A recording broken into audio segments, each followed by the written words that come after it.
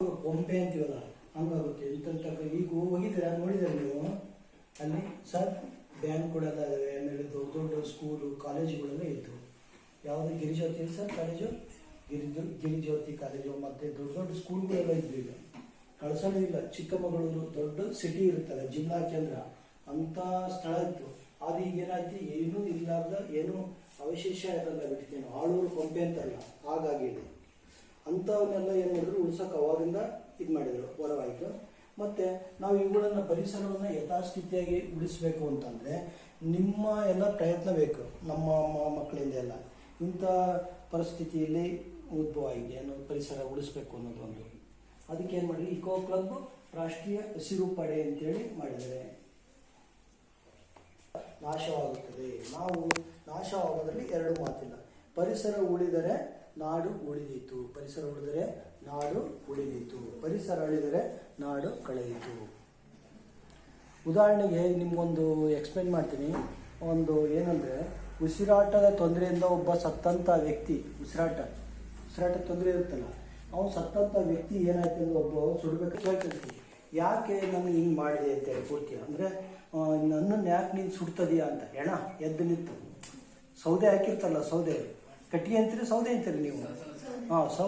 ಸೌದೆ ಮೇಲೆ ಮಲಗಿಸಿರ್ತಾರಲ್ಲ ಸತ್ತಂಥ ವ್ಯಕ್ತಿ, ಆ ವ್ಯಕ್ತಿ ಸೌದೆ ಕೇಳಿದ್ರೆ ನನ್ನನ್ನು ಯಾಕೆ ಸುಡ್ತದೆ ನೀನು ಅಂತೇಳಿ.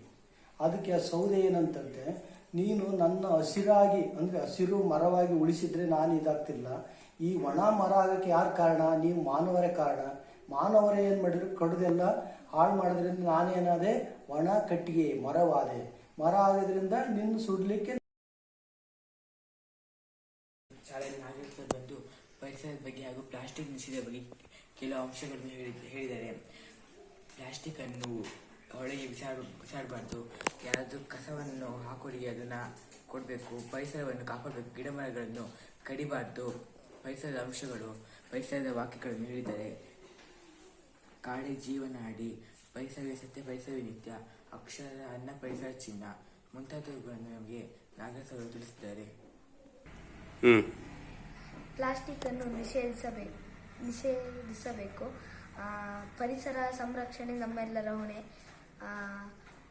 ಪರಿಸರವೇ ಸತ್ಯ, ಪರಿಸರವೇ ನಿತ್ಯ ಮತ್ತು ಪರಿಸರದ ಬಗ್ಗೆ ಕೆಲವು ಮುಂತಾದ ವಿಚಾರಗಳನ್ನು ಹೇಳಿದ್ದಾರೆ ನಾಗರಾಜ್ ಸರ್ ನಮಗೆ ಬಂದು.